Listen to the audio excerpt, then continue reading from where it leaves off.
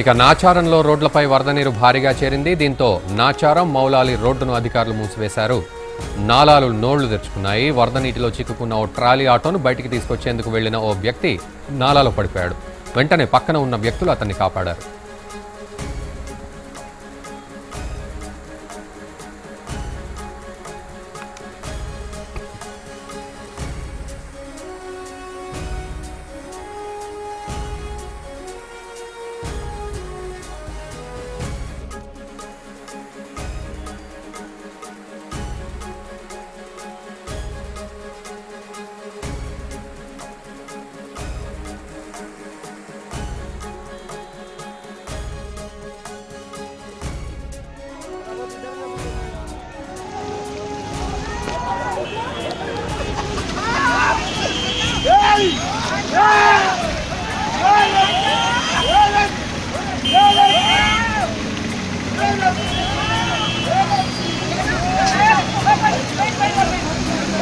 क्या पड़ गया?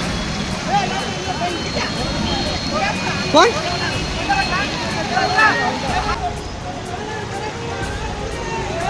थोड़ा बहुत इधर का भी ले लेगा।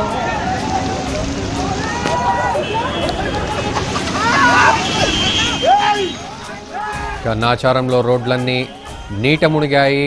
ప్రస్తుతం అక్కడ విజువల్స్ చూస్తున్నాం. ఇక అక్కడ పరిస్థితికి సంబంధించి పూర్తి అప్డేట్స్ మా చీఫ్ న్యూస్ కోఆర్డినేటర్ కేఎస్ అందిస్తారు. కేఎస్, చెప్పండి, ప్రస్తుతం నాచారంలో ఎటువంటి సిచ్యువేషన్ నెలకొంది? అక్కడ ఎటువంటి సహాయక చర్యలు చేపడుతూ ఉన్నారు? గత 3 రోజులుగా హైదరాబాద్ లో కురుస్తున్నటువంటి భారీ వర్షాలు దాటికి నగరంలో ఉన్నటువంటి దాదాపు అన్ని ప్రాంతాలు పూర్తిగా జలమయమైపోయాయి. ముఖ్యంగా నగరంలో ఉన్నటువంటి ప్రధాన చెరువులన్నీ కూడా కట్టలు తెగి పక్కనే ఉన్నటువంటి కాలనీలు మొత్తం నీట ముట్టేస్తున్నాయి. ముఖ్యంగా మనం ప్రధానంగా చూస్తే కొద్దిసేపటి క్రితమే నాచారంలో మనం ఒక విజువల్స్ లో చూడొచ్చు. నాచారంలో భారీగా వరద నీరు రోడ్డు మీదకి వచ్చి చేరింది. అయితే వరద నీళ్ళు వెహికల్ వెళ్తూ ఉంది. ఆ వెహికల్ వెళ్తున్నటువంటి ఒక పర్సన్ అక్కడ నెట్టుతూ ఉన్నారు. అయితే దాన్ని వెహికల్ నెట్టేందుకు ఒక పర్సన్ అక్కడికి వస్తున్నటువంటి సమయంలో విజువల్స్ లో స్పష్టంగా చూడొచ్చు. రోడ్డు మీద ఈ నాలా మూత తెరిచి ఉన్నటువంటి దృశ్యాలు మనం చూడొచ్చు. వాస్తవానికి మూత అనేది ఎవరు తెలియలేదు. ఈ వరద ఉధృతికి నాలా మీద ఉన్నటువంటి ఈ క్యాప్ అనేది కొట్టుకుపోయింది. దీంతో ఒక్కసారిగా ఒక వ్యక్తి ఆ నాలలో పడి కొట్టుకుపోతున్నటువంటి దృశ్యాలు మనం స్పష్టంగా చూస్తున్నాం. అయితే ఆటో నెడుతున్నటువంటి మిగతా పర్సన్స్ అందరూ కూడా ఆ వ్యక్తిని కాపాడే ప్రయత్నం చేశారు. ఆ వ్యక్తిని కాపాడారు. ఆ విజువల్స్ మనం స్పష్టంగా చూస్తున్నాం. అయితే ఇటువంటి నగరంలో ఇక్కడే నాచారంలో కాదు, ప్రతి రోడ్డు మీద కూడా ఇటువంటి పరిస్థితి కనిపిస్తుంది. ఎక్కడ రోడ్డు ఉంది, ఎక్కడ మ్యాన్ హోల్ ఉంది, ఎక్కడ కాలువ ఉంది అనేది మొత్తం కనపడలేదు. మొత్తం ఎక్కడ చూసినా కూడా మనదే కనిపిస్తుంది. కొద్దిసేపటి క్రితం సికింద్రాబాద్ లో ఉన్నటువంటి, అది సికింద్రాబాద్ పరిధి బోయిన్పల్లిలో ఉన్నటువంటి ఒక చెరువు, రామన్న కుంట అనే ఒక చెరువు కూడా కట్టు తెగి పక్కనే ఉన్నటువంటి సౌజన్య కాలనీలోకి వరద నీరు పూర్తిగా వచ్చింది. ఆల్మోస్ట్ ఆ సౌజన్య కాలనీ మొత్తం వరద నీరును ముట్టేసింది. మొత్తం 2వ ఫ్లోర్ అంటే అపార్ట్మెంట్ లో ఉన్నటువంటి 1st ఫ్లోర్ కూడా మొత్తం మునిగిపోయి 2వ ఫ్లోర్ వరకు పూర్తిగా వరద నీరు వచ్చినటువంటి పరిస్థితి మనకు కనిపిస్తుంది. మొత్తానికి హైదరాబాద్ లో ప్రతి ఏరియా కూడా గత 2 రోజులుగా కేవలం నిజాంపేట, బిహెచ్ఎల్, కూకట్పల్లి, అదేవిధంగా ప్రగతి నగర్ ఈ ఏరియాలకే పరిమితమైనటువంటి హెవీ రెయిన్ నిన్న అర్ధరాత్రి నుంచి సిటీలో ఉన్నటువంటి అన్ని ప్రాంతాలు సికింద్రాబాద్, అల్వాల్, దిల్సుఖ్ నగర్, మలక్పేట, ఓల్డ్ సిటీలో ఉన్నటువంటి అన్ని ప్రాంతాల్లో కూడా కుంభవృష్టిగా కురుస్తుంది. ఆల్మోస్ట్ 10 సెంటీమీటర్లకు పైగా ఈసారి అత్యధిక వర్షపాతం నమోదైంది. ముఖ్యంగా ఈసారి ఒక భయానక పరిస్థితి ఏంటంటే ట్యాంక్ బండ్ మొత్తం నిండుకుందని తలపిస్తుంది. దాని సామర్థ్యం 513.85 అడుగులు కాగా ప్రస్తుతం వరద నీరు వస్తూ ఉండడంతో దాని సామర్థ్యం పూర్తిగా దాటిపోయింది. వస్తున్నటువంటి ఇన్ఫ్లో కానీ ట్యాంక్ బండ్ నుంచి బయటికి వెళ్తున్నటువంటి అవుట్ ఫ్లో కానీ ఆ తేడా వ్యత్యాసం భారీగా ఉండడంతో ట్యాంక్ బండ్ నీటి ఉధృతి అనేది క్రమంగా పెరుగుతుంది. దీంతో ట్యాంక్ బండ్ కింద ఉన్నటువంటి ప్రధానమైన లోతట్టు ప్రాంతాలు నారాయణగూడ కానీ, గాంధీనగర్ కానీ, అదేవిధంగా మొత్తం ఈ ఏరియా ఉన్నటువంటి ప్రజలందరూ కూడా తీవ్ర భయాందోళనలో ఉన్నారు. ఒకవైపు ప్రభుత్వం దానికి ట్యాంక్ బండ్కి సంబంధించి ఎటువంటి ప్రమాదం లేదని చెప్తున్నప్పటికీ ఏ క్షణాన్ని ఏమన్నా జరుగుతుందని చెప్పి అక్కడ ఉన్నటువంటి ప్రజలంతా కూడా తీవ్ర భయాందోళన ఉన్నారు. నగరంలో ఉన్నటువంటి మిగతా చెరువుల దగ్గర కూడా ఇదే సిచ్యువేషన్ కనిపిస్తుంది. ఆల్మోస్ట్ 10 సంవత్సరాల తర్వాత ఇంత హెవీ రెయిన్ పడడంతో మామూలుగా అంటే ఎవ్రీ ఇయర్ ఈ విధంగా వర్షాలు పడి ఈ విధమైన సిచ్యువేషన్ ఉంటే కనుక ప్రతి సంవత్సరం ఒక సంవత్సరాన్ని దృష్టిలో పెట్టుకొని ఇంకో సంవత్సరం అటువంటి పరిస్థితి తలెత్తినప్పుడు రాకుండా చెరువుల మరమ్మతులు కానీ, ప్రత్యామ్నాయ ఏర్పాటు కాలనీలో ఉన్నటువంటి మ్యాన్ హోల్స్ కానీ సంబంధించినటువంటి అన్ని అభివృద్ధి చేసేవారు. హైదరాబాద్ లో ఆల్మోస్ట్ ఇంత రెయిన్ ఎఫెక్ట్ ఎప్పుడు ఈ గత కొంతకాలంగా లేకపోవడంతో ఈసారి ఎక్కువ రావడంతో ఆల్మోస్ట్ ఊహించినటువంటి రెయిన్ ఈసారి మనకు హైదరాబాద్ లో కురిసిందని చెప్పొచ్చు. మరొక వైపు వాతావరణ శాఖ కూడా వచ్చే 48 గంటల పాటు హైదరాబాద్ లో ఇటువంటి సిచ్యువేషన్ ఉండొచ్చని కూడా హెచ్చరిస్తుంది. మరొక వైపు జిహెచ్ఎంసీకి సంబంధించి యంత్రాంగం ముఖ్యంగా మున్సిపల్ శాఖకి సంబంధించి మంత్రి కేటీఆర్ కొద్దిసేపు క్రితమే ప్రజలందరినీ కూడా అప్రమత్తం చేయడం జరిగింది. లోతట్టు ప్రాంత ప్రజలు ఎవరైతే ఉన్నారో అందరూ సేఫ్ ఉన్నటువంటి ప్రదేశాలందరికీ రావాలి. ముఖ్యంగా ఇప్పుడు కేబుల్స్ కు సంబంధించి ఎలక్ట్రికల్ కేబుల్స్ కు సంబంధించి చాలా చోట్ల కేబుల్స్ తెగి ఆ వరద నీటిలో పడుతున్నాయి.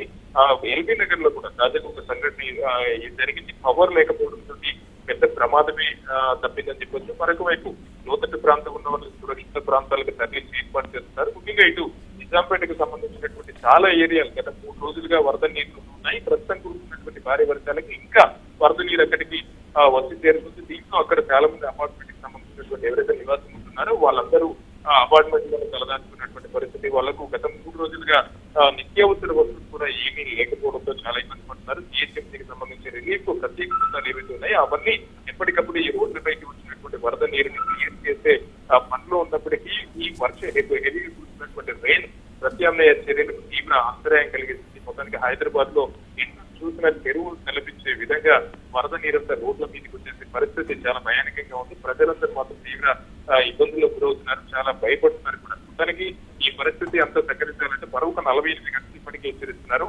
ఏమవుతుందని కూడా ప్రభుత్వ యంత్రాంగం కూడా చాలా పక్కన కొద్ది ఏర్పాటు చేస్తున్నామని చెప్తుంది. రఘు. సో కేఎస్, మరోవైపు అంటే అధికార యంత్రాంగం కూడా పూర్తిగా అలర్ట్ అయింది. సో ఎన్ని బృందాలతోటి వీళ్ళంతా కూడా ముఖ్యంగా అంటే రోడ్లపై ఉన్న నీటిని డ్రైన్ చేయడానికి వీళ్ళు ఎటువంటి చర్యలు తీసుకుంటూ ఉన్నారు? సో అన్ని సహాయక చర్యలతో పాటు రోడ్లను క్లియర్ చేయడానికి ఎటువంటి చర్యలు చేపడుతున్నారు?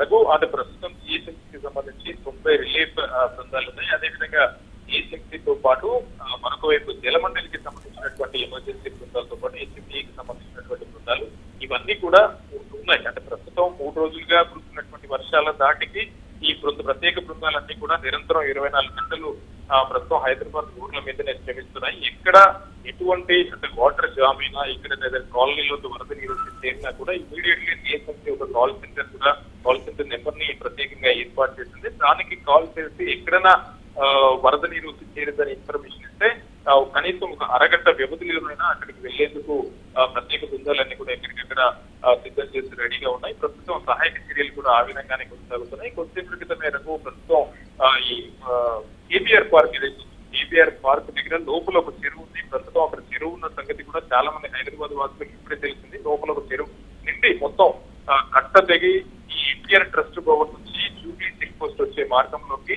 మొత్తం వరద నీరంతా రోడ్ మీదకి రావడం జరిగింది. దీంతో ట్రాఫిక్ కిలోమీటర్ల మేర తెలిసిపోయినటువంటి పరిస్థితి మనకు ఈ ఏరియాలో కనిపిస్తుంది. ముఖ్యంగా అంటే ఒకవైపు ఎక్కడికక్కడ చెరువు కట్టలకు సంబంధించి అధికార యంత్రాంగం ఏదైతే ఉందో అప్రమత్తంగా ఉండాలని ఇరిగేషన్ శాఖ మంత్రి హరీష్ రావు కూడా ఆదేశాలు జారీ చేయడం జరిగింది. ప్రస్తుతం ఇంజనీరింగ్ డిపార్ట్మెంట్ కి సంబంధించినటువంటి ఉన్నతాధికారులతో పాటు సిబ్బంది అంతా కూడా హైదరాబాద్ చుట్టుపక్కల ఉన్నటువంటి చెరువులకు సంబంధించి ఎక్కడికక్కడ వరద నీరు ఒకవేళ ఉధృతి పెరిగినా అవి దిగకుండా ఉండేందుకు ఏం చేయాలి దానిపైన కూడా ప్రత్యామ్నాయ చర్యలు చేపడుతున్నారు. ఒకవైపు అంటే చేపడుతున్నా హైదరాబాద్ లో కురిసిన వర్షానికి మాత్రం ఎక్కడికక్కడ ఏ కాలనీ చూసినా వరద నీరుతో ముందుకు పరిస్థితి మనకు కనిపిస్తుంది. Thank you very much KS.